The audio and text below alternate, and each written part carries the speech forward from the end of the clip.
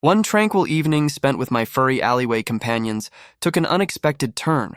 Before me materialized a stunning woman holding what looked like a golden ticket. My only coherent thought was a single eloquent, "Huh?" A sentiment the cat seemed to share. Thoughts scrambled for purchase inside my skull, a situation not helped by the kitten using my head as a perch. Why would a high-tier NPC like her ever initiate a quest with a background character like me? Somehow, this stranger knew everything, right down to my perpetually single status. Even my top-secret cat-cuddling sanctuary wasn't a secret to her. Assuming she was a fellow feline fanatic, I offered her a turn, but she simply shook her head, her hand extended instead with a bizarre, shimmering piece of parchment. This was apparently a special invitation, one that promised some kind of VIP treatment. Reading the gilded text left me completely and utterly baffled. Emblazoned on the front were the unbelievable words, "Otherworld Reincarnation Ticket." A cryptic whisper of, "See you again," felt like the final click of a lock. Behind me, a shadowy rift tore through the air, its sudden appearance even startling her. An irresistible force dragged me backward into the swirling, inky abyss. Everything dissolved into darkness, my last sensation the faint sound of a wailing infant. Consciousness returned with a blinding flash of light and a profound sense of dislocation. Reality hit me when I realized that insistent crying was coming from my own tiny lungs. The life of a lonely gamer was officially over, replaced by a world I didn't recognize. Welcome to Mungart, a classic fantasy setting of soaring peaks, gleaming swords, and crackling magic. Now reborn as Rufus, the third prince, I finally understood the preferential treatment I'd been promised. Utilizing my newfound toddler charms, I had the entire staff of maids wrapped around my little finger.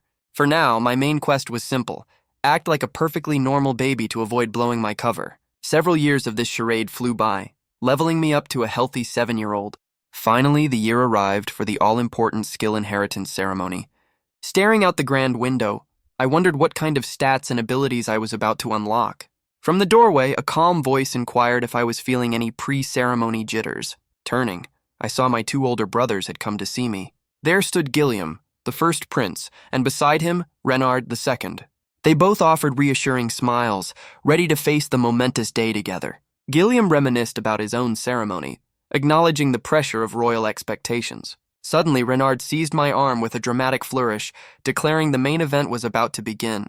Protesting futilely, I was unceremoniously escorted down the magnificent corridor by my 2 older brothers. Our path led directly to the hallowed cathedral, its towering spires reaching for the heavens. Within the cavernous hall, other noble children were testing their potential against a luminous crystal sphere. Soon my own name echoed through the chamber, signaling my time in the spotlight. Every eye in the room was on me, but the king's intense stare felt like a final boss encounter. My heart hammered against my ribs, a feeling far more intense than any raid I had ever led. The high priest beckoned me forward, his voice resonating with ancient authority. He gestured towards the shimmering altar, the final step in this sacred progression. Taking a deep breath to steady my nerves, I placed my small hands upon the cool, smooth surface. Instantly, the orb detonated in a silent, blinding explosion of pure white light. A flicker of profound understanding crossed the priest's face as he witnessed the raw energy. His voice boomed across the silent court, announcing my newly awakened skill. Summoning. An awkward silence fell over the assembly, their collective reaction a resounding meh. Was this supposed to be some kind of low-tier joke skill in this world's meta? My imagination initially flooded with images of hulking monsters and slavering beasts. Controlling something that terrifying seemed like an impossible feat for a 7-year-old. Then a much better idea sparked in my mind: a veritable army of adorable, fluffy creatures. This useless skill was actually the ultimate gotcha role for a fluff enthusiast like me. Brimming with a newfound sense of destiny, I turned back to my waiting family. Both my brothers immediately rushed over, their curiosity piqued by the unusual result. I had to know just how far off the meta this summoning skill actually was. Renard suggested the only place to get real data was the exclusive Summoners Guild. My gamer brain lit up at the mention of a guild, a concept I understood all too well. They explained it was less a party hub and more a research institute for exotic abilities. Gilliam confirmed its rarity, noting that active summoners in the kingdom could be counted on one hand. Before long, we stood before the guild's imposing, rune-etched doors. A stern-looking man named Bart intercepted us, his gaze fixed on me. He led us towards a private chamber, opening the door to reveal our mysterious host. A dignified man and a timid-looking girl greeted us inside the chamber. The guildmaster Selbus bowed deeply, having clearly anticipated our arrival. His companion Lara fumbled through her own introduction with a bright red face. My jaw nearly dropped when I realized this grand guild consisted of just these two. Cutting straight to the main quest, I demanded a tutorial on my new summoning skill. Selba simply smiled, gesturing towards a heavy wooden door that promised answers. We stepped into a cozy chamber lined with shelves that stretched towards the ceiling. This supposed archive, however, held a disappointingly small number of books. From a high shelf, Selbus retrieved the sole dust-covered tome on the subject. He offered the ancient-looking volume to me with an air of great importance. Opening the heavy cover revealed a bestiary filled with the most bizarre creatures imaginable. My brow furrowed in confusion as I flipped through page after page of oddities. Surely this single book couldn't be the entire database for my skill. Selbus clarified that these were no mere monsters, but something far more unique.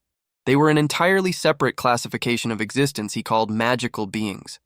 This new lore drop was something I hadn't encountered in any of my past playthroughs. It dawned on me that this information was a well-kept secret, absent from even the royal archives.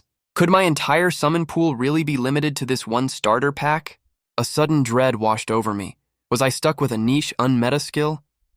Wanting to see the stats in action, I requested an immediate demonstration. A knowing grin spread across Selbus's face, as if he'd been waiting for this. His gaze then shifted meaningfully towards his perpetually nervous assistant. He casually nominated poor Lara for the task, much to her wide-eyed horror. Collecting herself with a visible gulp, the girl reluctantly stepped forward to begin. My only request was simple. Summon the fluffiest creature she possibly could. Lara closed her eyes, gathering a palpable aura of energy around her small frame. Her hand shot forward, releasing the concentrated power into the center of the room. A brilliant vortex of light erupted, coalescing into a tangible shape.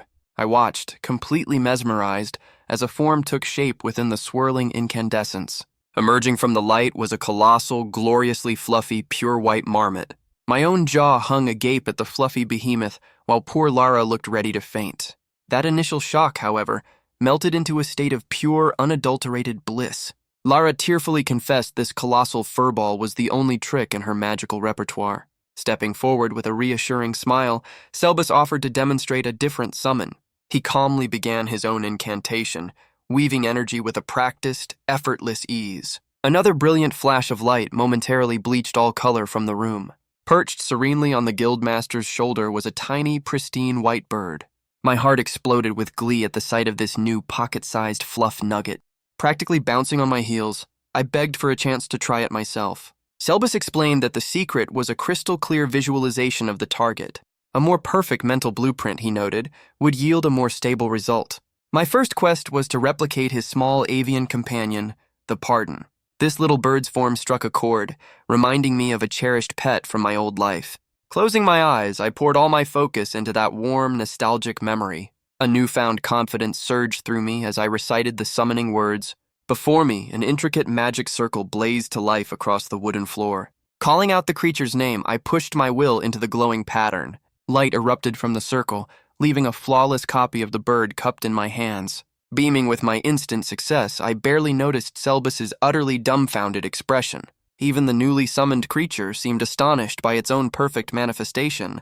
Suddenly, the miniature bird puffed out its chest and spread its wings dramatically. It struck a heroic pose, proudly announcing its grand arrival upon the world. A deafening silence immediately fell over the entire chamber. Both Selbus and Lara were frozen in place, their faces masks of pure disbelief. My brain short-circuited for a second. My brand new summon was actually talking. A quick glance toward my companions confirmed their equally shattered composure. Their bug-eyed stares told me that chatty familiars were definitely not a standard feature.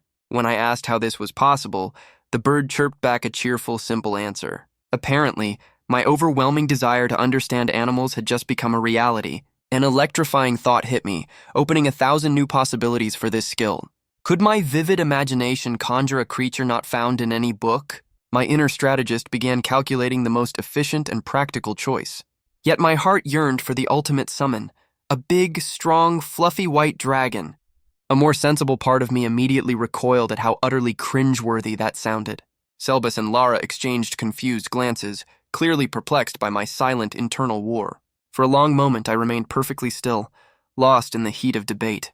Finally, a determined stomp of my foot signaled that a decision had been reached. Inside my head, the board of directors, all sporting glorious mustaches, came to a firm consensus. Their imaginary faces shared a single, unwavering expression of pure resolve. There is absolutely nothing embarrassing about the ultimate dream of a 7-year-old. Within my mind, a resounding indeed echoed from every corner in agreement. With my resolve now unshakable, I prepared to summon my ultimate companion. Taking a deep breath, I bellowed out the most epic name I could imagine, Red Eye's White Feather Dragon. Both of my spectators could only stare in stunned silence as I began the chant. An immediate crushing wave of heat and sweat washed over my entire body. Instinctively, my hands flew to my face, unable to believe I had actually yelled that ridiculous name. Every person in the room was frozen, their expressions completely blank with shock. Peeking through my fingers, I felt a strange mix of deep shame and wild hope. Suddenly, an immense magic circle erupted beneath my feet in a torrent of light. Sheer disbelief widened my eyes as a truly colossal shape started taking form within the glow. 2 enormous, impossibly fluffy white paws slammed down just inches from me. Out of the swirling vortex of energy, a magnificent head descended to regard me. It took me a moment to process that this creature was significantly larger than I had pictured. Its immense, powerful presence seemed to press down on me from all sides. Through the haze, I heard my brother shout my name as he rushed toward me. Profound exhaustion suddenly washed over my entire body in a dizzying wave. Trembling hands betrayed the serious toll these consecutive summons had taken on me. Looking over, I saw the immense magical pressure had even caused poor Lara to collapse. Despite my fatigue, I gazed up in awe at the magnificent being I had created. The creature's deep voice rumbled, politely asking if it could perhaps break a wall. My brother nervously addressed the behemoth, pleading for it to shrink. His hands gestured wildly, imploring the magnificent beast to somehow fit within the room. Piercing golden eyes narrowed on him, its rumbling voice issuing a single simple demand. Selbus could only echo the word back, completely taken by surprise. The creature explained that a proper name would form a pact, granting control over its physical form. That confident explanation ended with a hesitant, probably, planting a seed of doubt. Realization dawned on me through my exhaustion. This was basically a top-tier pet acquisition quest. Bolstered by this gamer logic, I shouted with newfound energy, "Your name is Lagios!" An ancient, knowing look softened the dragon's features as it accepted its new title. Lagios inclined its massive head towards me, acknowledging the name as worthy. Beside me, my little pardon spirit fluttered cheerfully in a happy dance. It finally settled onto my outstretched finger, a perfect chirping ball of fluff. Pointing with my tiny companion, I posed a new challenge. Could the great dragon become this small? Instantly, a dense cloud of shimmering white smoke enveloped the colossal form of Lagios. When the mist cleared, a miniature dragon with an impossibly smug expression sat in its place. Complete system failure struck my gamer brain, overwhelmed by the sheer, concentrated cuteness. Such a puppy-sized, fluff-powered engine of adorable was too much for my heart to handle. While I dissolved into a puddle of pure joy, Lagios admitted this was its absolute smallest form. Dejection crossed its face for this perceived failure, its tiny head drooping in shame. Just as the little dragon began to fade, I scrambled forward, desperately telling it to stop. Frantically, I assured it that this size was not just good, it was an upgrade to S-tier perfection. Sweat trickled down my temple. This legendary creature was entirely too serious for its own good.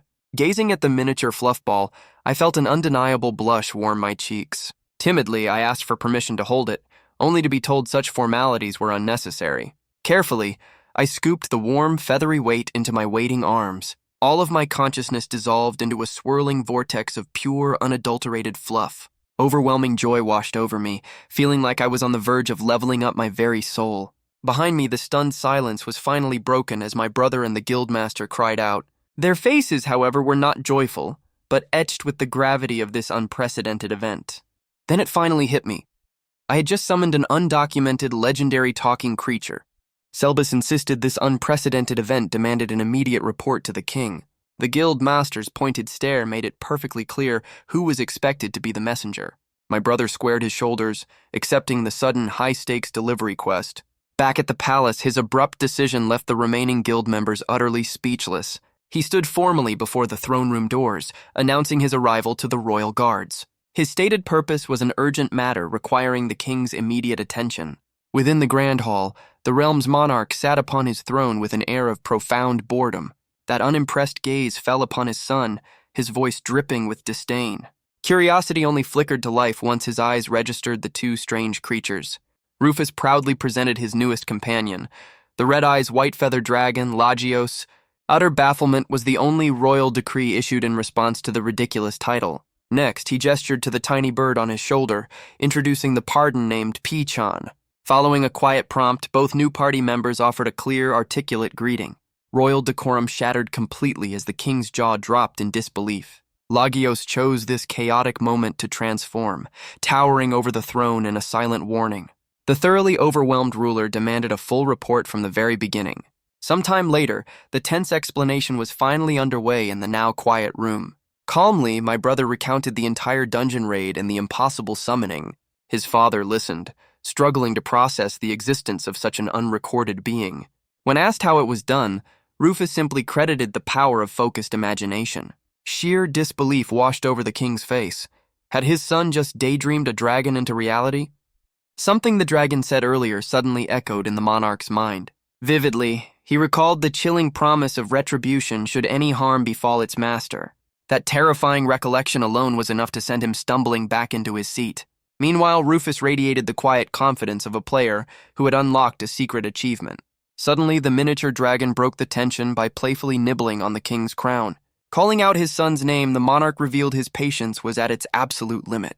With a sigh of pure exhaustion, the king made a shocking and immediate executive decision. Stunned into silence, my brother could only ask about the fate of Selbus. From the wings, the man himself appeared, cheerfully accepting his new role as vice master. According to the king, this whole situation began the moment my brother's power manifested. Acknowledging their rarity, he declared the new companions to be priceless national treasures. Subsequently, a comprehensive report on the entire summoning incident was demanded. Furthermore, all future research into magical creatures now fell squarely on Rufus's shoulders. One final condition was issued, a desperate plea for the dragon not to hold a grudge. Leaving the throne room, the sheer weight of his new duties began to sink in. Yet, a sudden, glorious realization soon lit up his entire face. Royal sanction had just been granted for him to keep his legendary summons. In a world utterly devoid of the concept of pets, this was a groundbreaking development. Tears of pure joy streamed down his face at the thought of his new fluffy paradise. From the gilded hallway, a soft, elegant voice unexpectedly called his name. Turning around, he was met by the sight of a beautiful woman with cascading silver hair. A gasp escaped his lips as he recognized his mother, the queen. Gently, she inquired about his meeting, prompting a flustered explanation about the report. Her inquisitive eyes soon drifted down to the strange creatures cradled in his arms. Puffing out his chest, he presented the magnificent red-eyes white-feather dragon. That serene royal smile instantly became a mask of polished stone. Confused, he watched as a fine tremor began to run through her entire body. She took a shaky step back, her lips forming a single whispered word. Dragon. Next, with all the grace of a wilting flower, she collapsed in a dead faint. Sometime later, the queen was seen resting peacefully within her opulent bedchamber. My brother stood vigil, still processing the fact that his mother had actually passed out. It seemed the sudden appearance of a legendary beast was more than her constitution could handle. Feeling thoroughly defeated, he trudged down the main palace staircase. Another voice, this one boisterous and familiar, suddenly echoed through the hall. Two familiar figures stood at the bottom of the stairs, his older brothers drawn by incredible rumors. While Gilliam looked on with sober astonishment, Renard's eyes gleamed with nerdy delight. Immediately, Renard begged for a chance to hold the fluffy new creature. Happily, he enveloped the tiny dragon in a hug, earning a dry remark from his sibling. Gilliam's expression, however, hardened as he posed a much more serious question about their safety. He explains the little dragon is completely harmless without a direct command. Gilliam's stern demeanor melts into one of pure scholarly fascination. Without warning, Renard seizes his younger brother by the shoulders. A manic gleam fills his eyes as he demands a full, unabridged debriefing. Later, a profound stillness descends upon the sprawling royal palace. An utterly drained Rufus finally makes his way back to his private quarters. Whispering a soft goodnight to his new friends, he collapses onto his bed. Deep in the throes of sleep, an unfamiliar energy begins to wash over him. His eyelids flutter open to a scene far removed from his familiar bedchamber. Slowly pushing himself up, he attempts to clear the lingering fog from his mind. Before him stretches an infinite, featureless expanse of blinding white. A prickle of confusion swiftly blossoms into full-blown panic. Then, A serene voice calls out, drawing his attention to an approaching form. It is the enigmatic woman responsible for his reincarnation into this world. Her identity is confirmed by the sight of a familiar feline perched on her shoulder. She offers a placid smile, acknowledging his unspoken recognition. With an air of quiet authority, she names herself the creator god of this realm. She reveals herself as the architect of his soul's journey from Earth. Completely floored, Rufus manages to stammer out the only question that matters. Why? Her gaze softens, yet carries the immense weight of a divine purpose. A new quest is bestowed upon him, to elevate the summoning skill to legendary status. Her modern, almost casual phrasing leaves the young prince utterly bewildered. Leaning closer, the deity reiterates her unusual directive with unwavering intensity. His thoughts spiral, struggling to process this incomprehensible cosmic plan. Somehow, the bizarre, out-of-place terminology is the part he finds most jarring. She tilts her head, patiently awaiting his answer to her sacred proposition. Finding his voice, a frantic Rufus insists she explain everything from the beginning. The goddess appears genuinely puzzled by his need for further clarification. Just then, a small, blossom-headed being materializes, offering to handle the exposition. Another figure steps forward, armed with a pointer and an air of professional readiness. Stunned into silence, Rufus can only gape at the impromptu corporate seminar. Out of thin air, a whiteboard materializes, detailing the absolute necessity of the summoning skill. A surprisingly pathetic doodle illustrates the world's critical lack of mana regeneration. Completely sidetracked by the charmingly bad art, he asks how anyone replenishes their power. With a dramatic flourish, the presenter declares, "Summoning is the only viable answer." Another chart pops into existence, showing summoned creatures as living channels for divine energy. His mind reels, trying to comprehend this surreal, otherworldly business meeting. The lecturer continues, explaining how incredibly rare this world-saving ability truly is. Consequently, its monumental importance has remained a cosmic secret for generations. An alarming thought strikes him. The number of summoners must be dangerously stagnant.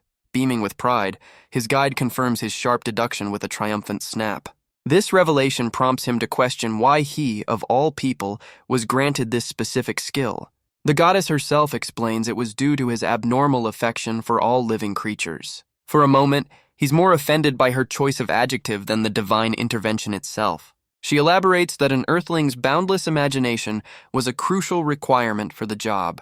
Suddenly, it dawns on him that possessing a skill means he can finally wield real magic. His presenter rattles off a list of conventional magic, emphasizing summoning's unique nature.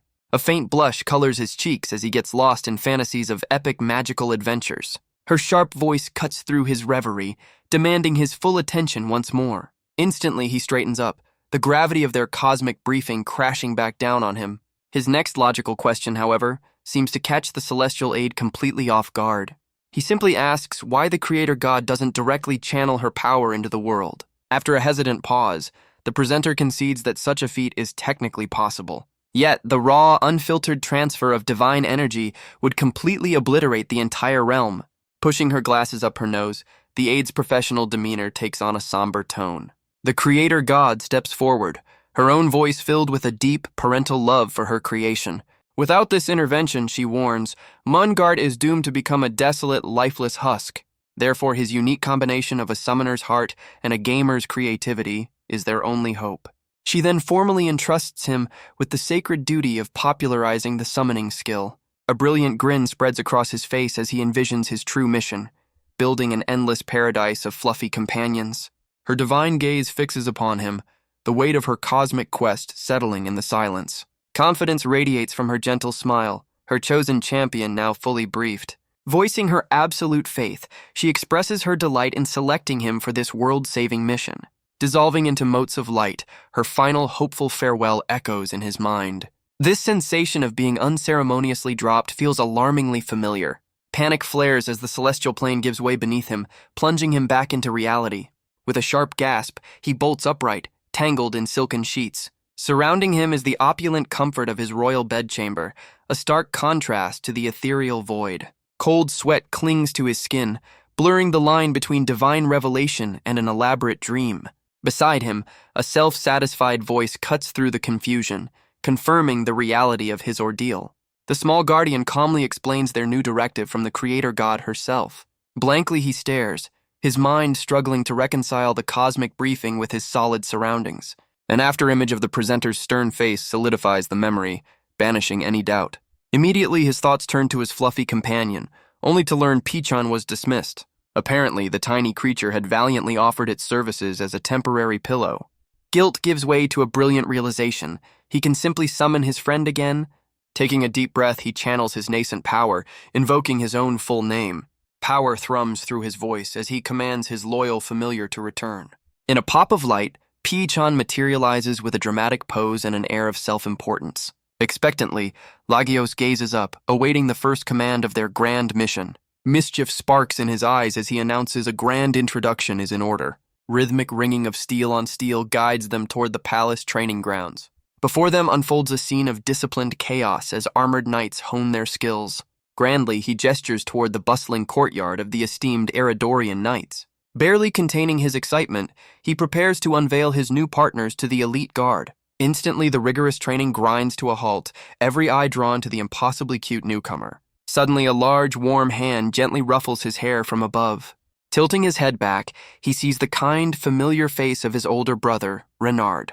Approval shines in Renard's warm smile, pleased by his brother's apparent diligence. Beaming with pride, Rufus eagerly calls his brother's name, ready for the big reveal. Renard reminisces about Gilliam's own grueling sword practice, a tale of sheer dedication. Admitting his own fleeting fascination with the art, he confesses it seemed interesting at first. His interest, however, waned quickly as he dismisses the topic with a casual wave. Their eldest brother Gilliam suddenly appears, asking to join their pleasant chat with a knowing smile. Nervous laughter escapes Renard as he attempts to awkwardly play off his previous comments. Making a comically swift exit, he abandons Rufus to face the legendary knight alone. Immediately, Rufus pivots to the important question: does his inherited skill grant him magic? Gilliam clocks his younger brother's anxious fidgeting, a concerned question forming on his lips. With a burst of gamer-like determination, Rufus declares his intent to test his magical aptitude. Surprise crosses Gilliam's face, wondering why the guild had not covered this basic information. Seeing the empty training grounds as a perfect laboratory, Rufus eagerly pushes to start now. Agreeing with a nod, Gilliam decides a foundational spell will serve as the best first test. His outstretched palm ignites, birthing a gentle, floating orb of pure light. This elementary life magic, he explains, is a practical tool for illuminating one's path. Instantly, Rufus recognizes it as the perfect level 1 spell for any aspiring mage. Copying the stance, he holds out his tiny hands and bellows the incantation with unshakable confidence. Absolutely nothing materializes, leaving only a profoundly awkward silence hanging in the air. Frustration mounting, he tries again with more vigor, yet the result remains stubbornly non-existent. An expression of amused bewilderment settles on Gilliam's features as he observes the repeated failures. Gently, he suggests that visualizing the mana in one's palm is the crucial first step. A truly dreadful possibility begins to dawn on our pint-sized protagonist. Desperation colors his voice as he begs his brother to demonstrate a few more spells. Following a string of spectacular duds, his spirit seems to comically float away from his body. Gilliam offers clumsy words of comfort to the boy, who now fears his mage career is over. Trudging back with the weight of the world on his shoulders, he arrives at the Summoners Guild. Inside, the ever-helpful Bart offers a cheerful greeting to the returning prince and his companions. Ignoring the pleasantries, Rufus marches toward Selbus and Lara, invoking his new authority. His gaze is intense, a single critical question burning in his young eyes. He asks them to clarify precisely what kind of magic the summoning skill actually permits. Their shared look of petrified, stony silence provides the most devastating answer of all. Regretfully, Selbus confirms a summoner's own hands are void of any magic. His vibrant world of spellcasting dreams instantly fades to a dull gray. A well-meaning Gilliam suggests that others could simply cast spells on his behalf. This practical advice does little to mend his shattered gamer spirit. Then a wild, brilliant loophole ignites a spark of hope in his downcast eyes. Back inside the guild hall, the young prince begins to pace with manic energy. An unnerving cackle suddenly breaks the tense silence, startling the onlookers. He spins around with a mischievous grin, declaring the arrival of a genius-level plan. If the player can't use skills, then his party members will just have to do it for him. Selbus and Lara exchange looks of pure astonishment at the elegant, simple solution. Recalling Gilliam's light spell, he classifies it as a fundamental form of fire magic. Therefore, a fire-based elemental must exist somewhere in the world's bestiary. Mentally, He scrolls through every creature entry he has ever memorized. A flash of a tiny reptilian creature with a fiery aura solidifies in his thoughts. With a triumphant snap, the perfect candidate for his first summon is chosen. Thrusting a hand forward, he calls out the name of his new potential ally. Suddenly, a puff of theatrical smoke billows up from the center of the floor. From within the plume, a squeaky little voice politely asks if it has been called. Emerging from the haze is an impossibly cute lizard with a tiny flame flickering on its head. Our hero is immediately overwhelmed, theatrically collapsing from the concentrated dose of cuteness. Scooping the creature into his arms, he marvels at its adorable, spiky design. Lara cautiously inquires if the little fire creature is dangerous to hold. Cradling his new friend, Rufus confirms its body is surprisingly cool to the touch. Its little voice explains that heat is only generated when it enters a combat mode. Putting this theory to the test, he presents the creature with a bowl of paper kindling. An astonishingly powerful jet of fire erupts, turning the scraps to ash in an instant. Stumbling back, he is shocked by the sheer force radiating from such a small being. Excitement overtakes him as he showers his new companion with praise for its awesome power. This incredible display proves he can command magic indirectly through his summons. Finally, the true game-breaking potential of the summoning skill becomes crystal clear. Awestruck, Selbus officially recognizes Rufus as the new guild master. Confessing his own limited perspective, he admits to underestimating the skill. Lara nods in agreement, her mind still reeling from the innovative strategy. Our hero grins, satisfied his new subordinates finally grasp the meta. Assuming his leadership role, he confidently tells them to raise their heads. Together, he declares, they will demonstrate the true power of a summoner. Galvanized by his vision, they both pledge their unwavering loyalty. Turning to his new ally, he formally christens the little salamander Cain.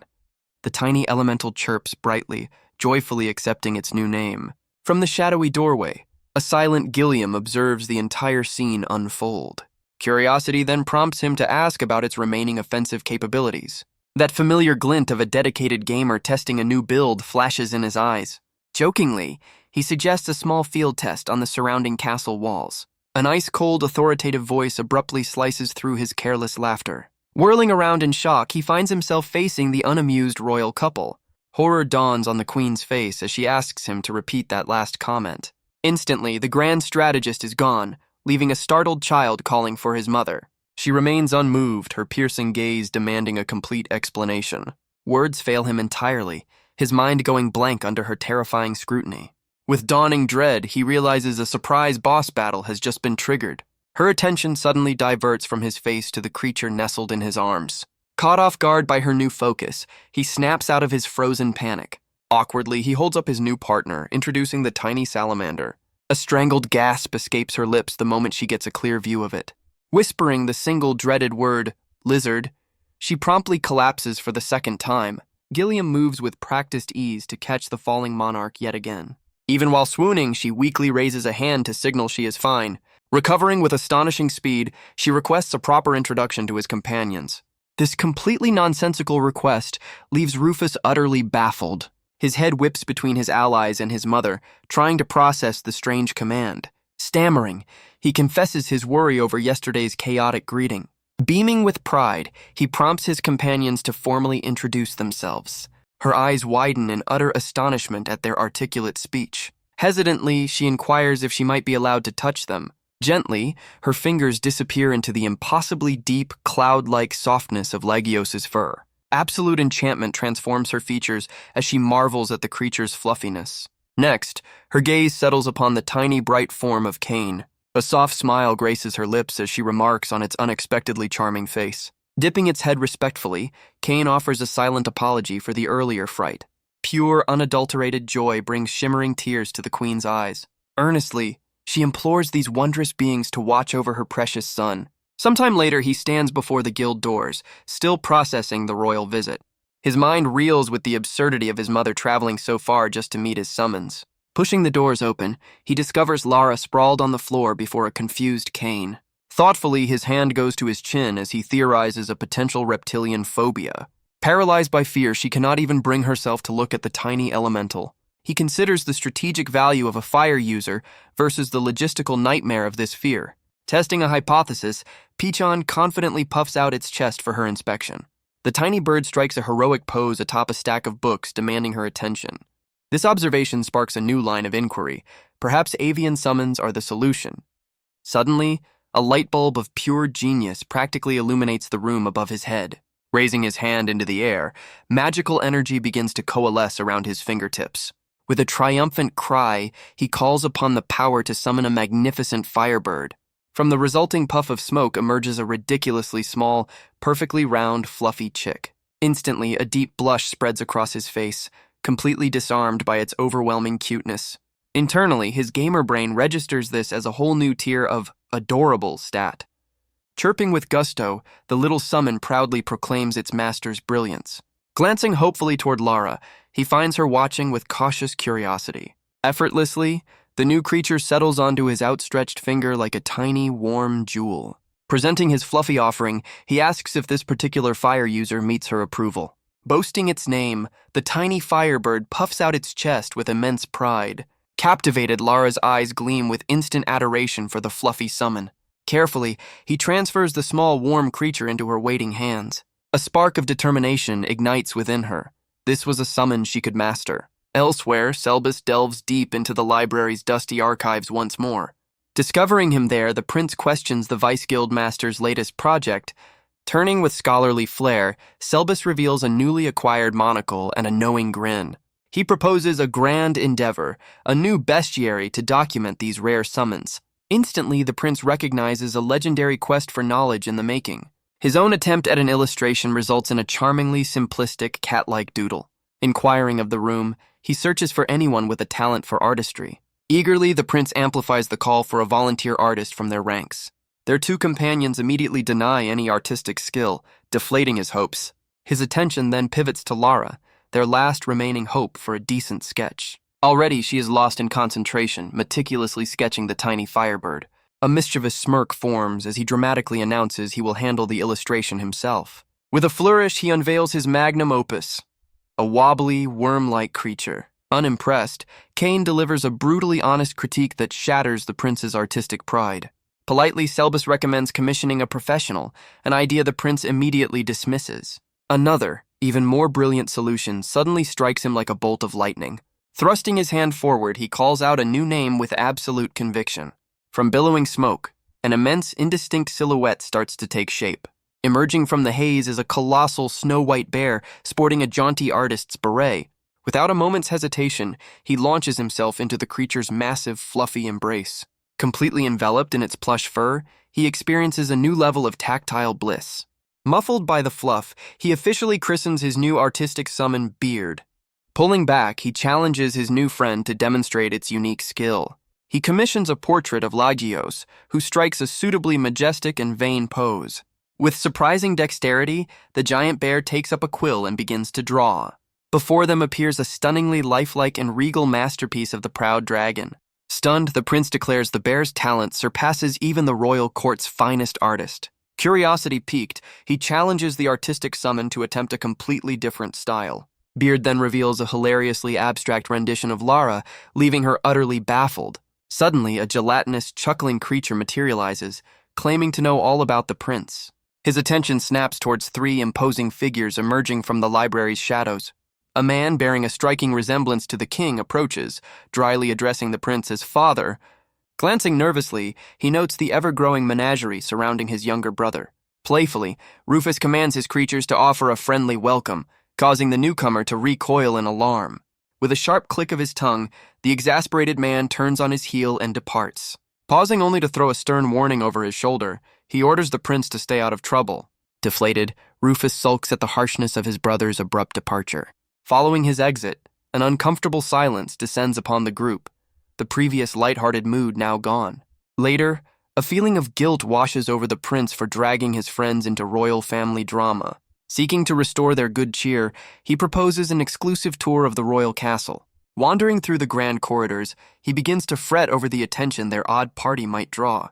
Yet the thought of idly waiting in his chambers felt like an unbearable level of boredom. Then, his expression shifts to one of deep concentration as a forgotten memory surfaces. Recalling a specific conversation, he remembers Renard mentioning the castle's mysterious basement. Instantly, a chaotic internal debate erupts within him over the prospect of a new quest. One part of him, the sensible prince, argues for caution and obedience to his brother's command. Another, more adventurous side yearns for the thrill of discovery and hidden loot. These miniature inner selves clash, weighing the risk of punishment against the siren call of exploration. Visually, the internal argument escalates into a comical, tiny brawl between his personified thoughts. Through the mental chaos, a hazy image of a man in a tavern briefly flashes. Breaking from his reverie, he claps his hands together with a newfound sense of purpose. Triumphantly, he leads his unsuspecting companions towards their next grand adventure. Curiously, Lagios inquires about the exact location of this legendary basement. Revealing their destination, he explains it lies within a forbidden wing of the castle. The memory focuses on Renard's description of a single antiquated black door. Before them now stands a pair of imposing, foreboding doors that perfectly match the tale. Hours earlier, their grand quest into the forbidden basement had officially begun. His first steps echoed down the long, winding stone staircase. Underground, the corridor stretched out, profoundly dark and eerily empty. Lagios's voice cut through the silence, advising him to watch his footing. Beaming with confidence, Rufus remained completely unfazed by the oppressive gloom. He had, after all, his trusty salamander to illuminate their path. Kane's tiny flame flickered to life, casting a warm, torch-like glow. Its gentle light unveiled a vast, ancient-looking stone hallway ahead. They ventured deeper into the labyrinth, discovering only more vacant passageways. Clutching a candle, his shoulders slumped with disappointment at the utter lack of action. Perhaps his brother Renard had simply been spinning a tall tale. Suddenly, his foot pressed down on a loose stone, triggering a hidden mechanism. Pausing, he registered the strange clicking sound from beneath the floor.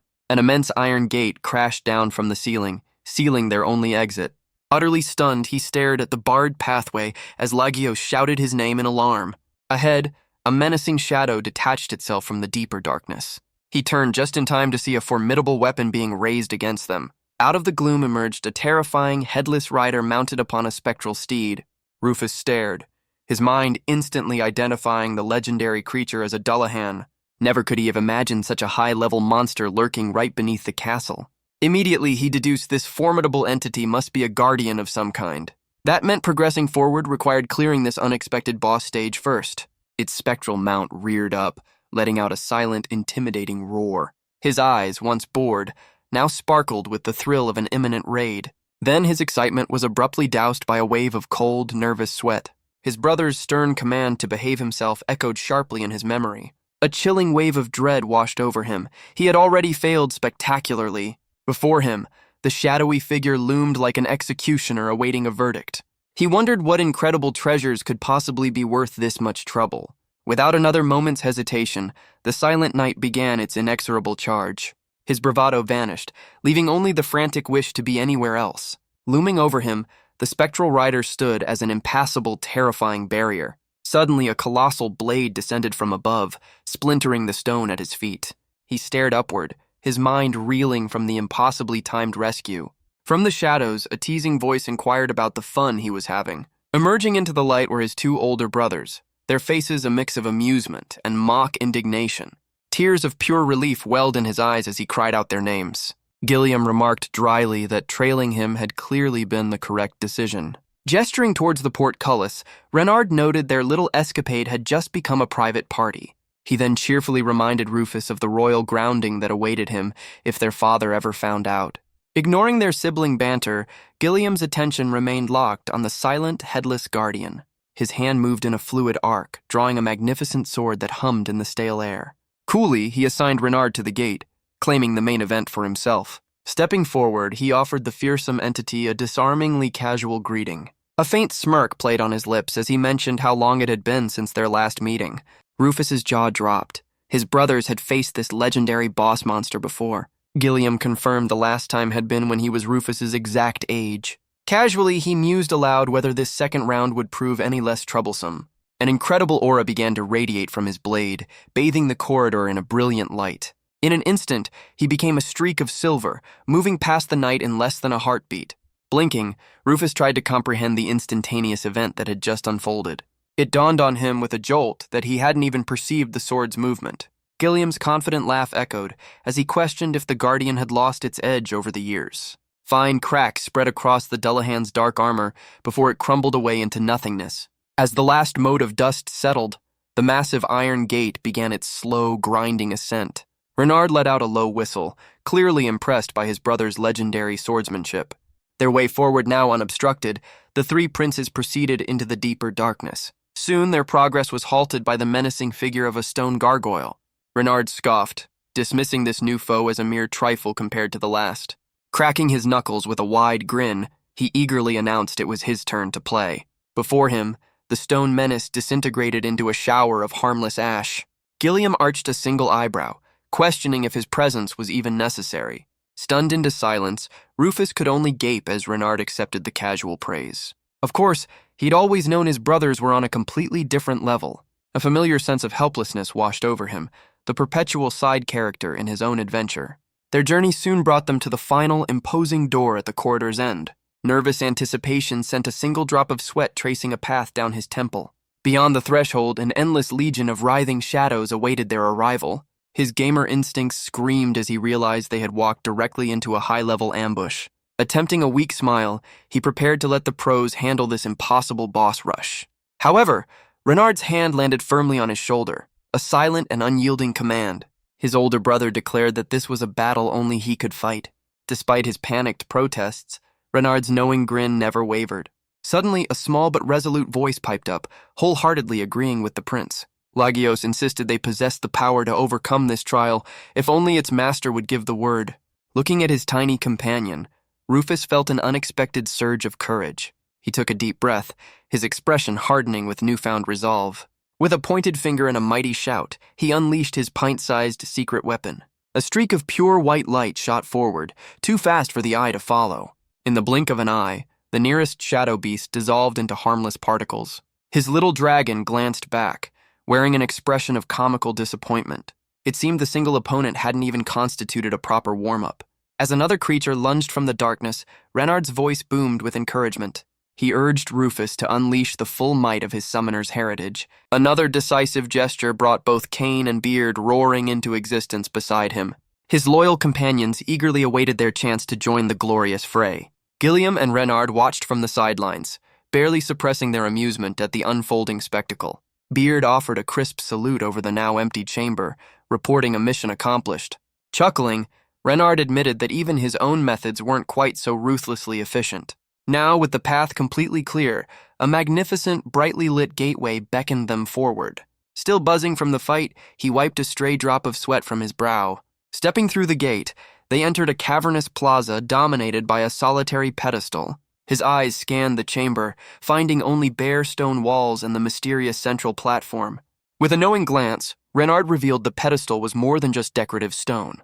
A single crimson bead from Renard's thumb touched the stone, activating its ancient magic. Before Rufus could even begin to protest, his brother simply directed his attention to the far wall. Suddenly, a low tremor shook the very foundations of the room as massive stone blocks began to rearrange themselves. Out of the seamless wall, a hidden doorway groaned into existence, unveiling an inky blackness beyond. Renard explained with a satisfied grin that only the blood of the royal line could unlock this path. So this was the ultimate blood-bound security system for the kingdom's greatest secrets. Urging him forward, Renard insisted he had to see the legendary contents for himself. He hesitantly crossed the threshold into a dazzling cavern overflowing with mountains of gold and jewels. Before him lay a genuine, honest-to-goodness secret treasure vault, straight out of a game. This, Renard announced dramatically, was the royal family's emergency piggy bank. Gilliam calmly confirmed that this was a secret known to all direct members of the family. Once again, Rufus felt like the last person to be let in on a massive family secret. Perhaps this was some kind of royal coming-of-age quest he'd accidentally stumbled into. Amidst the glittering treasure, Lagios suddenly went rigid, its playful demeanor vanishing completely. The tiny dragon insisted a powerful presence, an ally, was waiting just beyond the back wall. Confused, Rufus could only echo the word, his mind racing with possibilities. Could another legendary creature, a potential party member, be sealed away in here? Even Renard's strength was useless against the seamless wall, which he admitted with a frustrated sigh. Drawn by an unseen force, the young prince approached the impassable barrier. Placing his small hand on the surface, the entire wall erupted in a blinding flash of light. Dumbfounded, he could only stare as the ancient stone responded to his touch and his alone. Like shimmering dust, the wall dematerialized to reveal a pitch-black chamber hidden within. From the oppressive darkness, a deep, resonant voice demanded to know who had disturbed its slumber. Rufus froze in place, every nerve ending screaming at the sheer power behind that voice. As his eyes adjusted, the shadows receded to reveal not a monster, but an enormous sentient treasure chest. Standing before the bizarre entity, the prince found himself completely and utterly at a loss for words. That resonant voice echoed once more, demanding to know who had violated its sanctum. A genuine shiver of fear, a rare feeling for him, ran down the young prince's back. On its dais, the shadowy form remained perfectly, unnervingly motionless. Then, a tiny choked sound completely shattered the heavy silence. What started as a snort blossomed into a full-blown, poorly hidden giggle. Two cartoonish eyes popped open on the chest's lid, cheekily asking if they were surprised. His brothers barely contained their own laughter, admitting the prank was their idea. They jokingly called it a mimic, though the box insisted it was a friendly one. Looking past the joke, Rufus felt a pang of sympathy for the isolated creature. It explained the long centuries spent waiting for a worthy successor to appear. Leaning forward with surprising speed, the chest fixed its gaze entirely on Rufus. Would he, the entity asked, consent to becoming its new master? That simple question implied a complex history, with a previous, now absent owner. Becoming its master required the classic RPG quest of bestowing upon it a new name. Renard instantly jumped at the chance, loudly volunteering for the important task. Every one of his unimaginative names was met with complete and utter silence. Rufus turned to his tiny companion, seeking clarification on the rules of magical contracts. Lagios confirmed that a claim was possible only if the original summoner had passed on. This meant its first companion was no longer among the living. An entirely new understanding washed over him, changing his perspective. He now saw not a monster, but a lonely relic left behind by time. Defeated, Renard finally gave up, leaving the little chest looking visibly dejected. With a new resolve, Rufus stepped forward to face his older brother. Could he, Rufus asked, be the one to name their new acquaintance? Its wooden face immediately brightened, nodding with unrestrained enthusiasm. Gently, he asked just how long it had been waiting all alone. Sheepishly, the creature confessed its dramatic entrance was just a way to pass the crushing boredom. So the whole scary monster act was just a meticulously rehearsed stage play. Immediately, his gamer mind began cycling through nicknames appropriate for a trap box. One iconic name from his past life surfaced, which he promptly dismissed as too cliché. Finally, he snapped his fingers, christening the box Torachan with a playful grin. Turning back with an expectant smile, he eagerly awaited its official verdict. Instantly, a blinding radiance erupted from the ancient chest, flooding the entire room. The overwhelming, magical glow completely enveloped the creature in its embrace. This dazzling display served as a clear, unspoken acceptance of the proposed name. A new voice, clear and formal, announced the successful completion of their contract. Then came the shocking declaration that it would now serve him as its one true master. He immediately waved his hands in frantic denial, insisting that wasn't the plan at all. Rufus clarified that incredible beings like it were companions, not property to be owned.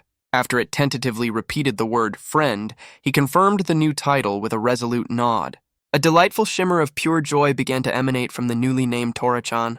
Its lid popped open in a charmingly happy gesture, earning a warm smile from the prince. His mind raced with the incredible possibilities of summoning more than just living creatures. Walking back through the passage, his brothers marveled at the existence of such a secret chamber. A glance at his clanking new companion filled him with curiosity about its hidden contents. When Renard bluntly asked what was inside, the box simply replied that it held many things. Gilliam's subsequent request to see the contents was promptly denied for not being the master. Yet when Rufus made the same request, Torachan jubilantly flipped its lid right open. Without warning, a mountain of strange and wondrous artifacts tumbled onto the stone floor. All three princes could only gawk at the bewildering assortment of treasures and oddities. It dawned on him that his new friend was essentially a legendary, sentient inventory chest. Renard skeptically picked up a single fluffy slipper, questioning its value as a weapon. Even Gilliam had to admit this chaotic hoard surpassed the meticulously curated royal treasury.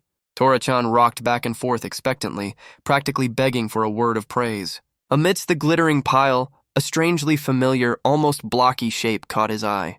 Picking up the unique hilt sent a surprising wave of nostalgia through his very core. Curiosity led him to press a small button, instantly unleashing a focused beam of pure light. The sudden, intense ray shot directly toward his face, making him yelp in surprise. His brother could only guess it was some kind of exotic weapon from a distant kingdom. A flustered Rufus quickly tried to downplay the strange artifact as just another useless trinket. Wiping away a nervous sweat, he silently vowed to stick with more conventional armaments. Scanning the glittering heap, his eyes searched for something reassuringly medieval. From the pile, he managed to unearth a colossal blade that dwarfed his small frame. Straining under the immense weight, he noted its surprisingly plain, almost archaic design. With a determined grunt, the prince braced himself to test the ridiculously oversized weapon. Suddenly, Renard froze mid-sentence, a flicker of premonition crossing his face. An alarmed cry escaped his lips as Rufus began to topple forward, overpowered by the sword. Using the momentum of his fall, the tiny prince redirected the blade in a desperate arc toward the wall. Time seemed to slow as Renard watched the impending impact with wide, disbelieving eyes. Connecting with the stone, the blade unleashed a devastating wave of pure energy. Utterly speechless, his brother could only point a trembling finger at the newly formed crater. Equally stunned, Rufus stared at the overpowered item in his hands, shrieking in disbelief. Loyal retainers immediately rushed to his side, their faces etched with frantic concern. Cold dread washed over him, not for his safety, but for the property damage he'd just caused.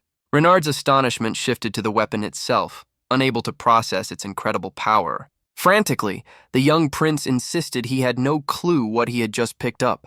Then, with a voice trembling with reverence, Renard whispered the sword's legendary name. Rufus simply stared back, his mind going completely blank at the absurd revelation. Inside his head, a gamer's brain rebooted, processing that he'd just looted the ultimate holy sword. As if on cue, the blade began to hum with a soft, ethereal light, confirming its mythical origin. Tears of pure, unadulterated joy welled up in the older prince's eyes. Turning to his knight, Rufus deadpanned a question about his brother's intense nerdiness, receiving a solemn nod in return. Embarrassed, Renard flinched as if struck, his face flushing crimson. He practically vibrated with excitement, shamelessly begging to even hold the legendary artifact. Without waiting for an answer, he launched himself at his brother, trapping him in a bone-crushing hug of gratitude.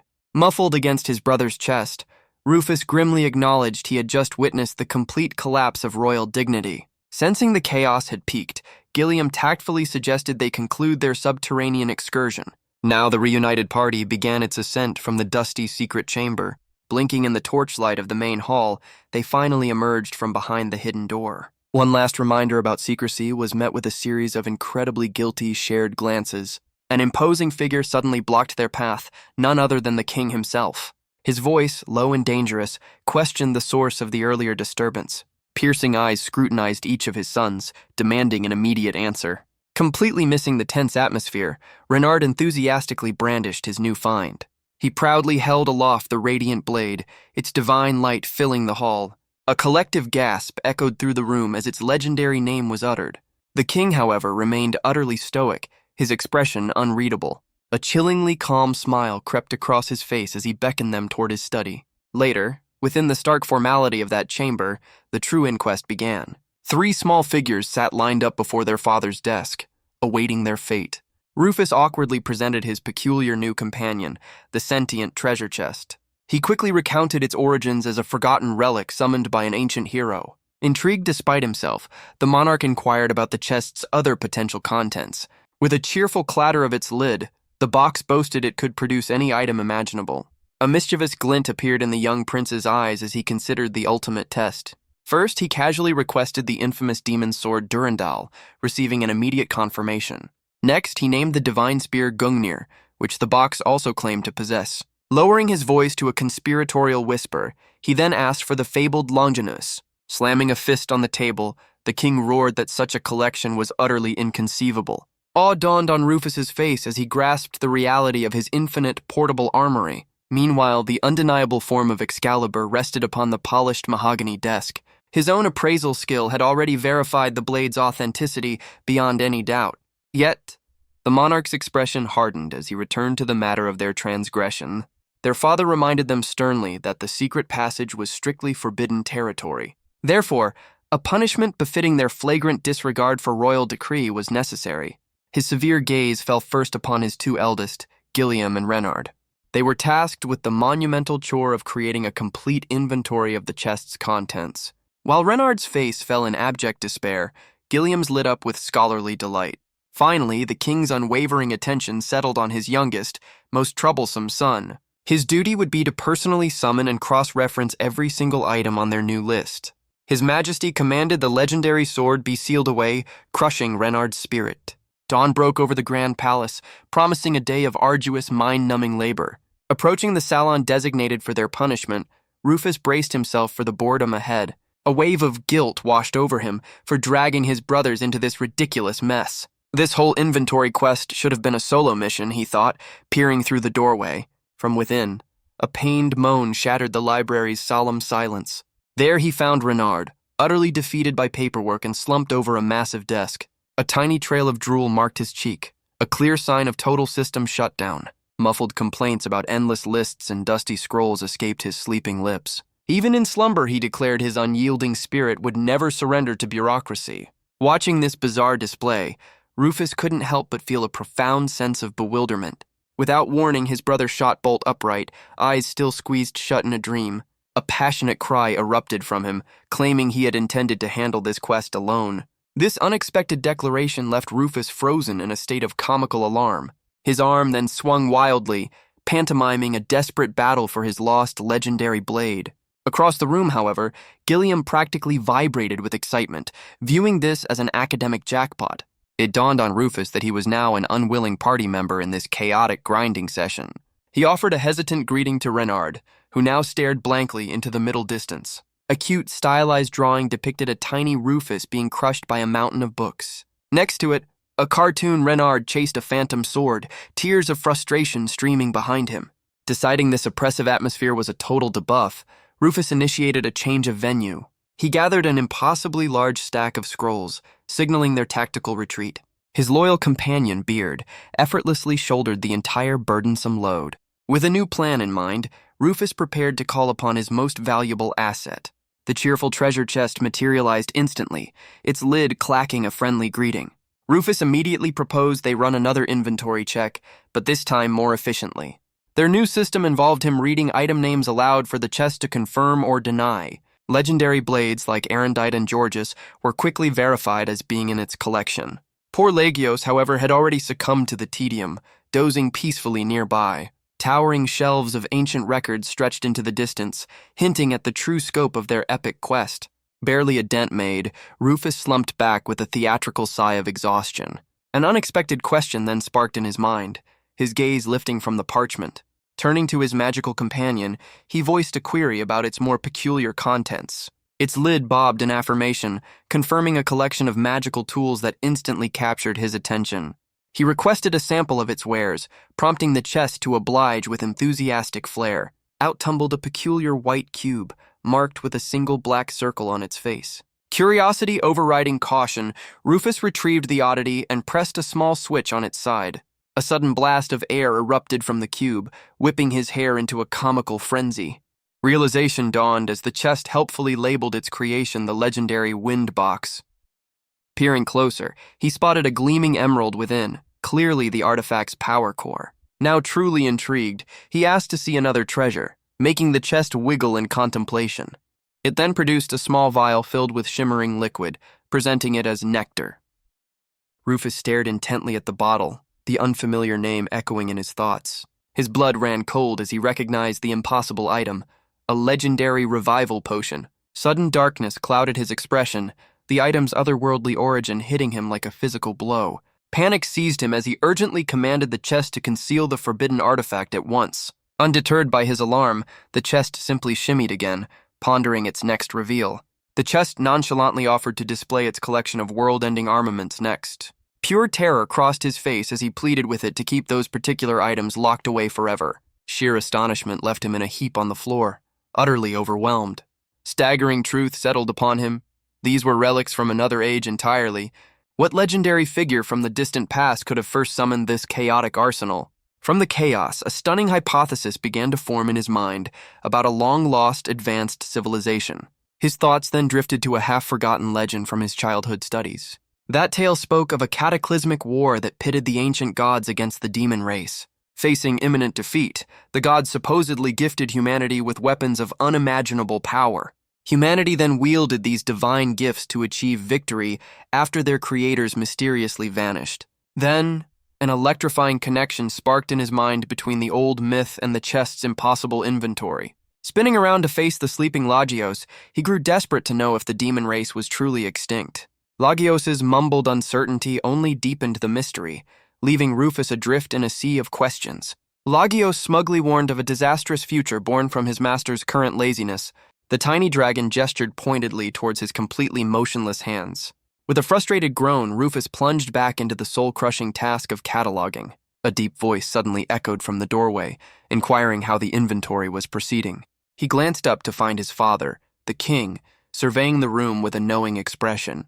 Rufus sheepishly admitted that only a few pages were complete, though every item was accounted for. His father wisely amended the mission, telling him to simply investigate a few choice artifacts. Sheer disbelief still lingered in the king's eyes over the reality of these mythical weapons. He then delivered a strict order that none of these treasures were ever to be taken outside. Answering a pointed question, Rufus gave a hilariously unconvincing denial about his personal collection.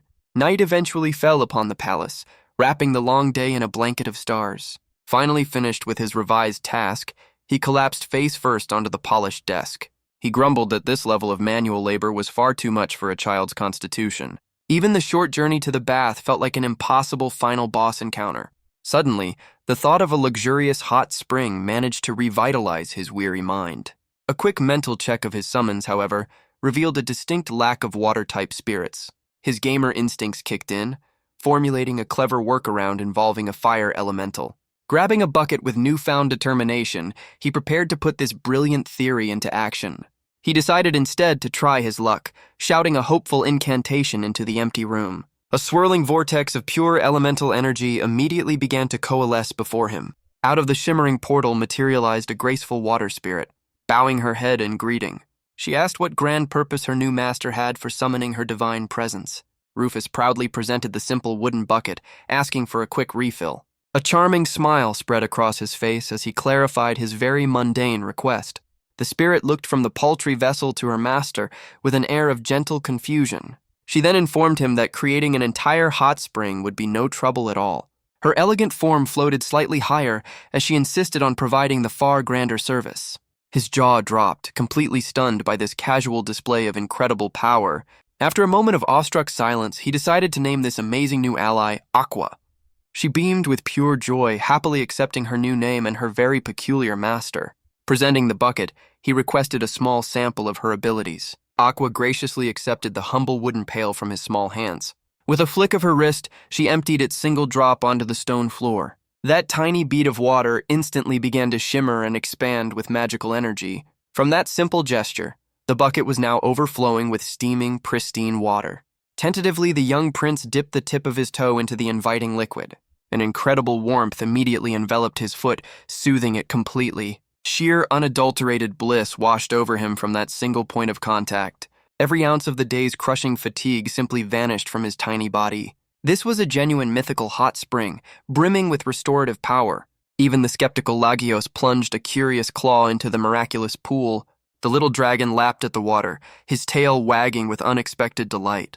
Glancing down, Rufus was stunned to see his own skin radiating a soft, healthy glow. His strategic mind instantly leaped to the possibilities of a much larger-scale operation. Fantasies of a private, custom-built spa began to form vividly in his thoughts. Lagios offhandedly commented on the water's remarkable beautifying effects. Musingly, Rufus repeated the phrase, "beautiful skin," as a brilliant idea took root.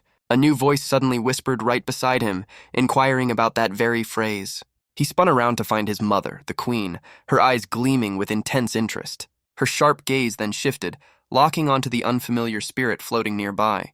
Rufus quickly made the introductions, presenting his new elemental ally, Aqua. "My, what strange and wondrous creatures her son seemed to collect," the queen mused. Explaining her purpose, he revealed Aqua's unique talent for conjuring legendary hot springs. Upon hearing the word bath, a dangerous sparkle of inspiration lit up her features. Listing the benefits, he barely finished his sentence before she made a decision.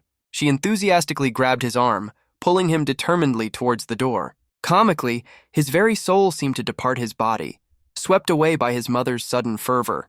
They soon stood before the magnificent royal baths, now completely drained of water. Smiling triumphantly, the queen announced she had prepared it just for this occasion.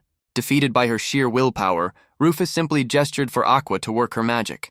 Gracefully, Aqua lifted her hands, summoning a torrent of pure magic. Instantly, the vast basin filled with shimmering, restorative waters. Awed silence fell over mother and son as they witnessed the spectacle. Beaming, the queen gestured eagerly towards the inviting pool. Panic seized the young prince as he processed her unspoken invitation. Surely, she cajoled, he wouldn't refuse to join his own dear mother. Frantic protests were simply met with a cheerfully immovable royal command. Submerged in bliss, the queen sighed contentedly while her son glowed with embarrassment. Touching a cheek, she marveled at the silken texture that greeted her fingertips. He watched her childlike excitement over the cosmetic miracle with knowing amusement. Glancing at his own arm, he had to admit his skin now felt impossibly smooth. Every lingering trace of fatigue from his recent ordeal had completely dissolved. Suddenly, the gears of his strategic mind clicked into place with another brilliant plan. Imagine the morale boost for the knights with their own private restorative spa. First, however, a little beta testing on his unsuspecting brothers seemed delightfully prudent.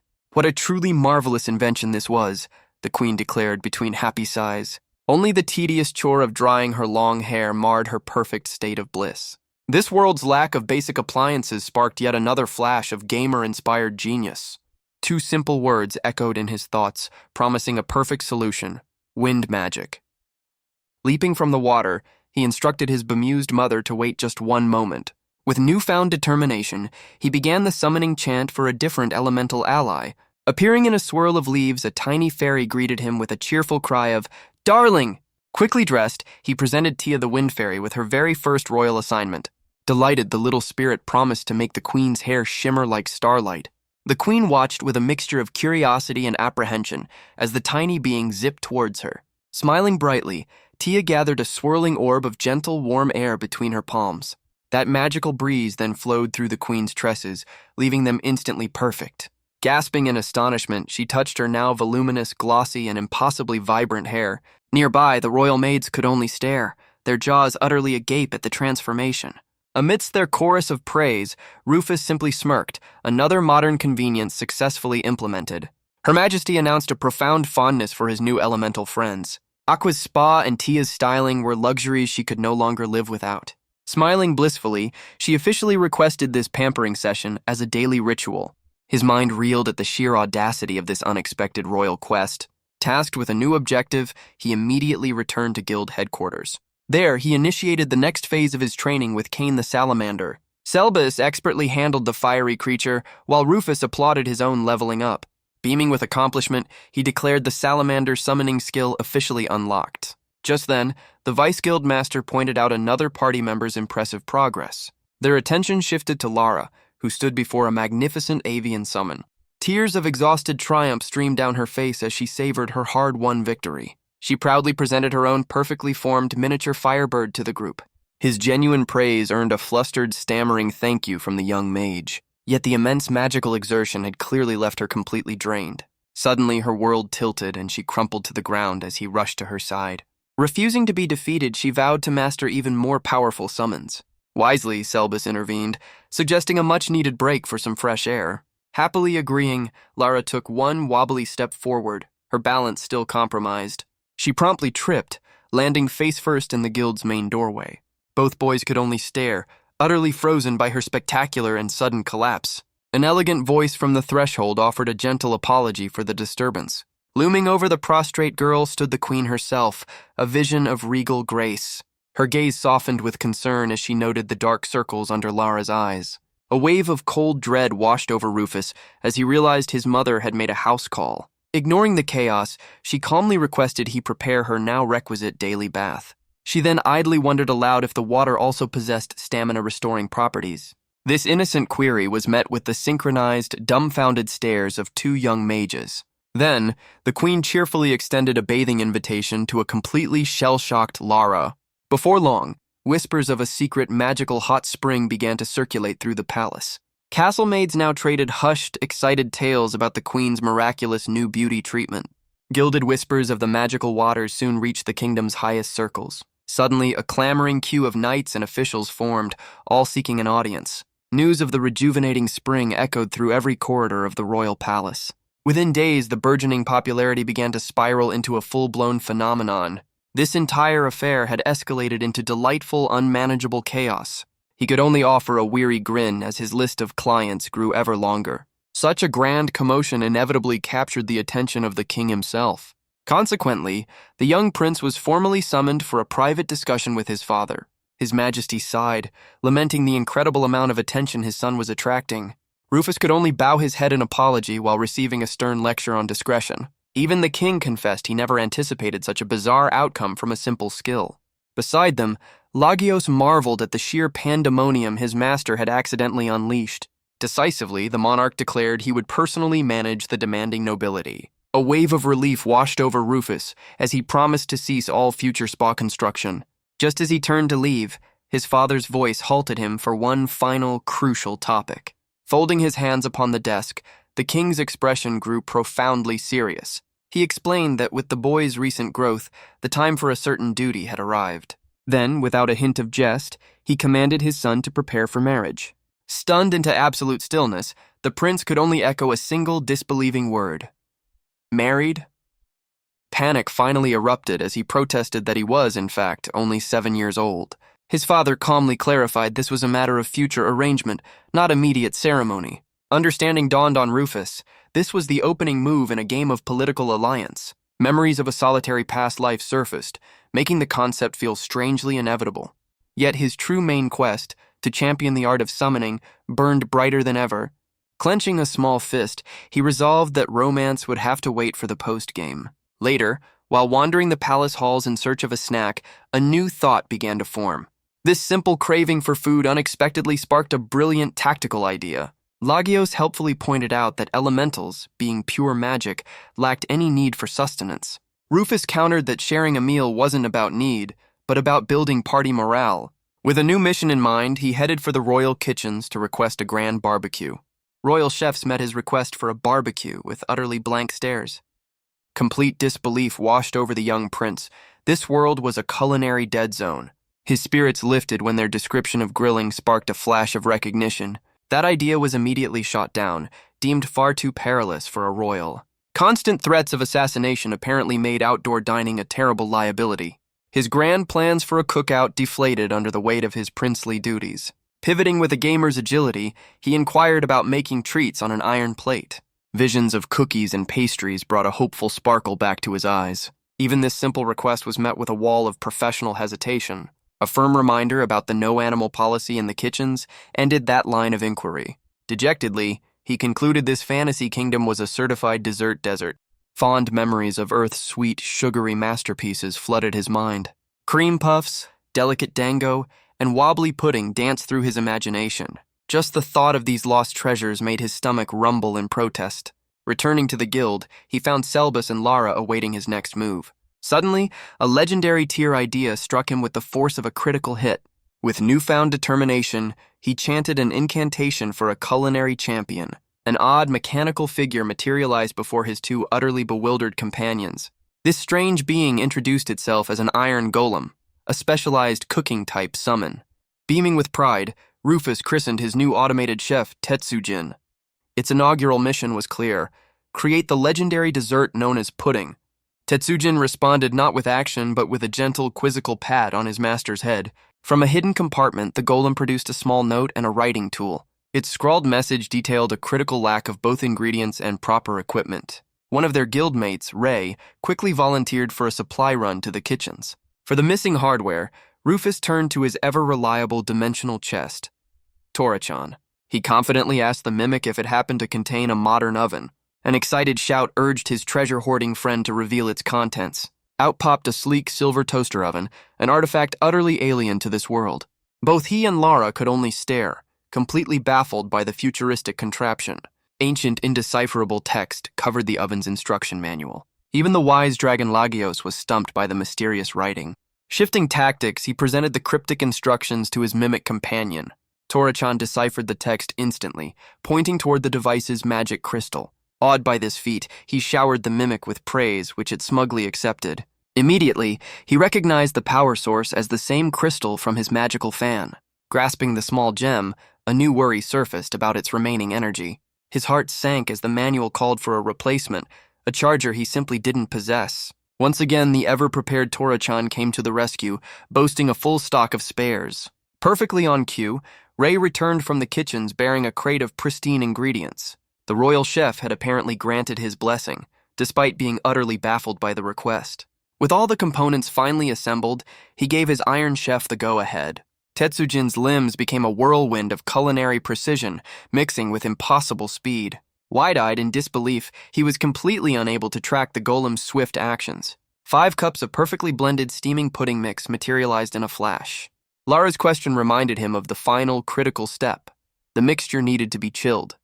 Using ice magic was an option, but achieving the perfect, steady temperature would be a challenge. Another legendary tier idea sparked as he turned once more to his magical storage chest. Cheekily, he asked Tora-chan if a refrigerator happened to be in its collection. It nonchalantly confirmed the existence of a cold box, designed to preserve items with chilly air. Pure joy erupted within him. This mimic was a legendary-grade item of unparalleled utility. A sleek, white refrigerator, an object from another world, suddenly appeared with a soft thud. Staring at the impossibly familiar appliance, a single bead of sweat traced a path down his cheek. Carefully, they placed the precious cups inside, beginning the most torturous part of any recipe. While his companions lost themselves in books, he gently cradled a sleeping Lagios. Unable to bear the suspense any longer, he sprang up and swung open the door. Behold, 5 cups of beautifully jiggling, perfectly set pudding awaited them. Snatching a cup for himself, he announced his intention to be the first taste tester. Closing his eyes in reverence, he lifted the spoon to his lips for the momentous first bite. An entire universe of nostalgic flavor exploded on his tongue, a taste of a world long lost. Lara's eyes sparkled with pure delight, proclaiming the dessert a masterpiece. Both Selbus and Lara were utterly mesmerized by the sweet, trembling treat. He then presented a spoonful to the highly skeptical dragon, Lagios. With visible reluctance, the tiny creature took its first tentative nibble. A hopeful smile spread across his face as his companion chewed with deep concentration. One decisive gulp marked the dragon's very first taste of pudding. Anxiously, the prince awaited the final, all-important verdict. Lagios confessed that earthly cuisine had never before captured its interest. Its tiny face broke into a smug grin, heralding pudding as a monumental discovery. Pure joy radiated from Rufus, thrilled by his friend's enthusiastic approval. This simple dessert had instantly become the new favorite for his entire summoned entourage. Now, he knew he had to share this incredible flavor with his own parents. Suddenly, the perfect mischievous plan began to form in his mind. That evening, the royal family convened for dinner within the opulent dining hall. Following a sumptuous meal, the queen offered her sincere gratitude to the kitchen staff. Stepping forward, he proudly announced a special dessert he had personally arranged. Before them appeared a single, immaculate pudding, glistening under the chandeliers. Her Majesty gazed in astonishment, admitting she had never encountered such a confection. Internally, he congratulated himself on his brilliant scheme to have the chef take credit. However, the head chef beamed with pride, giving full credit to the young prince himself. Utter panic washed over him as his carefully laid plan imploded. It dawned on him with horror that he had forgotten the most crucial part. Secrecy. The king's eyes narrowed suspiciously, muttering about his son's latest strange endeavor. Desperately, Rufus tried to explain that his summon, Tetsujin the Iron Chef, was responsible. His father could only offer a blank stare, completely baffled by the bizarre name. Taking a deep breath, he dramatically called upon his culinary golem for a demonstration. From thin air, 2 large signs held by metallic hands abruptly materialized. Tetsujin itself phased into existence, waving its signs in a surprisingly cheerful greeting. Confused, the king wondered aloud if this strange automaton was set to some sort of destroy mode. Overwhelmed by the spectacle, the queen gracefully collapsed into the arms of a startled Gilliam. His Majesty's formidable gaze pinned his 2 nervous sons in place. Every single eye in the room then shifted to the solitary perfect pudding. Renard's own curiosity ignited as he leaned in to inspect the peculiar dessert. A silver spoon gently broke the surface, lifting the first trembling portion. He brought the morsel to his lips, his expression a carefully guarded mask. One word finally shattered the heavy silence. Delicious. Amazement dawned on Renard's face. He was tasting a confection of ancient legend. Turning to Gilliam, Rufus questioned if he had ever heard of such a thing. The loyal knight could only grunt, still struggling to support the fainted queen. Rufus attempted a nervous laugh, trying to dismiss the golem as an illusion. Then, A defiant puff of steam from Tetsujin proved its undeniable existence. Quickly, he declared the automaton was simply in normal mode and offered a formal introduction. Claiming innocence, he insisted his only goal was sharing this wonderful new taste. Wholeheartedly, his brothers supported the claim, urging their mother to try the phenomenal food. Her Majesty took a delicate bite, her cheeks puffed in thoughtful contemplation. With a faint blush, she conceded the pudding was truly divine. Soon, the entire royal court was utterly captivated by the dessert's incredible flavor. Internally, Rufus noted how its soft, heavenly texture seemed to melt away all their worries. Despite his looming punishment, a small smile played on his lips. Suddenly, the king redirected the conversation to his son's upcoming inspection tour. Looking up from his bowl, Rufus blinked in confusion, repeating the word inspection. Smiling, his father revealed their next destination, the Flute Dukedom. That name sparked a flicker of recognition in the young prince's mind. An ornate map materialized, highlighting the dukedom as one of 4 great territories. Sensing trouble, Rufus inquired about the situation, learning of the dukedom's waning influence. Only a formal royal visit, the king explained, could reinforce their authority. Instantly, the young prince grasped the political weight carried by a direct visit from the crown. This display of solidarity would reaffirm the dukedom's connection to the throne. Clearly, the fall of one great house could destabilize the entire kingdom. Within his eyes, a serious glint appeared as a new mission began to take shape. A divine mandate to popularize his unique skill suddenly flooded his memory. Tiny fists clenched with newfound resolve, ready for the ultimate quest. Turning to his brother, Rufus flashed a smile brimming with audacious intent. Renard peered down, curious about the scheme brewing behind those bright eyes. Could he perhaps tag along on this very important inspection tour? His unexpected proposal hung in the air, stunning both his father and brother. A specific motive must be driving this sudden interest, Renard inquired. Memories of a certain creator, God's grand expectations flickered in his mind's eye. With unwavering certainty, Rufus proclaimed his reasons were exceptionally sound. His ultimate goal, he announced, was to demonstrate the true potential of summoning. An audible gasp rippled through the court at his sheer audacity. Intrigued by such ambition, the king thoughtfully stroked his regal beard. A calculating expression slowly dawned upon his father's features. His Majesty then noted Rufus's recent obsession with honing his special talent. A single bead of sweat trickled down the prince's cheek under that all-knowing gaze. Still, his father conceded that the skill's value had already been clearly established. Rufus offered a silent, pleading look, his best puppy dog eyes on full display. Finally, the king commanded Renard to bring his younger brother along. One strict condition was added: keep the little troublemaker under constant supervision. Beaming, Renard happily accepted the duty of watching over his sibling. It suddenly dawned on Rufus that this was no mere vacation, but an official mission. An affectionate pat from his older brother landed softly on his head. Renard playfully warned him to pay close attention to every single order. Cheeks flushed with pure excitement, the young prince gave a vigorous nod. One whirlwind week of preparations flew by within the palace walls. Their imminent departure for the Flute Dukedom was officially announced by Renard. Into his small hands was placed the formal itinerary for their royal tour.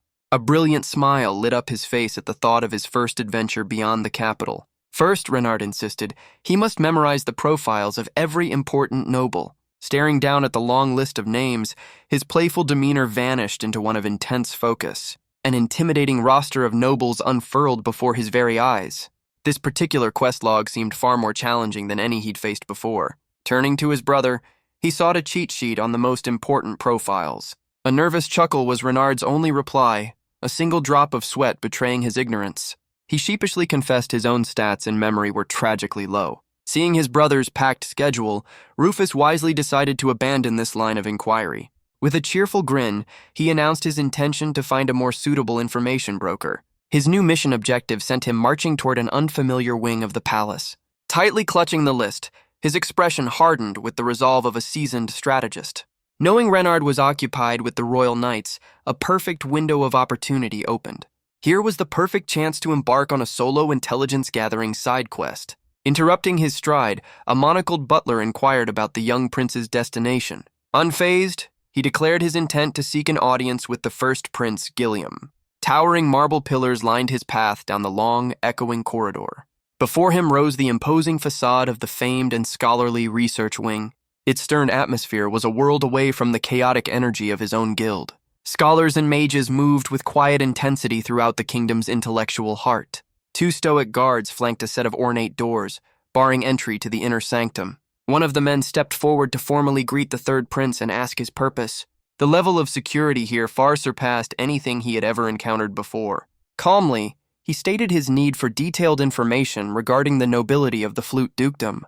Following a curt nod, the official guided him forward, anticipation thrumming in his chest. At the man's command, the heavy doors swung open to reveal the chamber within. Hesitantly, the small prince peeked inside the vast, book-lined study. Inside, a warm smile from his eldest brother, Gilliam, immediately put him at ease. Without prompting, Gilliam correctly guessed his quest concerned the flute dukedom. Acknowledging the rare, serious look on his younger brother's face, he rose from his desk. Navigating the towering shelves with practiced ease, he searched for one specific tome. From the stacks, he retrieved a thick volume and presented it to the young prince. Rufus stared in awe at the book's perfectly straightforward title, Character Encyclopedia. His fingers flew across the pages, devouring the critical intel within. A gallery of character stats and backstories unfolded, starting with the Duke himself.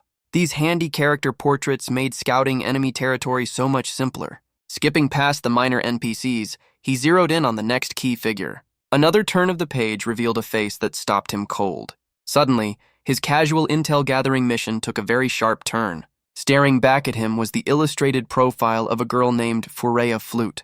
His brother casually mentioned the Duke's daughter was, coincidentally, his own age. There was no such thing as coincidence in this kind of high-stakes political game. An alarming new quest notification began to flash insistently in his mind. He finally understood the horrifying metagame of strategic noble matchmaking. This world's endgame content was proving to be absolutely terrifying. A recent conversation with the king about his future suddenly replayed in his memory. That dreaded dialogue box confirmed it. This was a potential party member for life. A single bead of cold sweat trickled down his temple as the pressure mounted. His eyes scanned her stat sheet, landing on one particular skill, Fire Attribute Magic. Inquiring about its base power, he turned to his well-informed older brother. Gilliam described it as a starter class with the potential for god-tier mastery. However, unlocking that full potential required an insane amount of grinding. Rufus immediately pictured a character build forever stuck with low-level fireballs. The sheer horror of such a wasted progression sent a shiver down his spine. His internal strategy board unanimously voted against such a suboptimal outcome. Snapping the book shut with a confident grin, he declared the information gathering complete. The first prince could only marvel at his incredible processing speed. Gilliam couldn't help but admire his younger brother's lightning-fast comprehension. Politely, he refused the recruitment offer, remaining loyal to his own one-man guild. A flicker of genuine disappointment crossed the elder prince's face. For a moment, he felt like a player who'd just looted an NPC and run. Then a new side quest objective suddenly popped into his head. Turning back, he presented his brother with a small item as a token of gratitude. Calling upon his trusty item box, he requested a very special prize. From its depths, the enchanted chest produced the requested artifact. He offered the small, mysterious object to his astonished older brother. Gilliam's eyes widened, his mind struggling to comprehend the strange device. Then a stunning realization struck him. It was a personal timepiece. Rufus casually explained it was just a common trinket from his old world. Here, such mechanisms were monumental towers that dominated the city skyline. Even the newest portable versions remained a luxury for the ultra-wealthy. His brother stammered, questioning if such an invaluable gift was truly for him. A wave of awe washed over him, humbled by this incredible generosity. Suddenly, a familiar glint of scholarly curiosity lit up Gilliam's eyes. Rufus took a cautious step back, a strained smile playing on his lips. The elder prince was utterly mesmerized by the intricate dance of miniature gears within. He wisely concluded that any attempt at disassembly would end in mechanical chaos. Their eyes met in a silent, mutual understanding of its delicate nature. Rufus cautioned him to treat it like a one-of-a-kind legendary item, yet a mischievous grin spread across his face as he hinted at a vast collection. Protecting a rare drop with a little white lie was just basic inventory management. Seeing Gilliam's delight, he mentally stamped the side quest complete. An entire week flew by, filled with preparations at the Grand Palace. Finally, the day of their grand departure to the Flute Dukedom arrived. In the sunlit royal courtyard, the king and queen bid their sons farewell.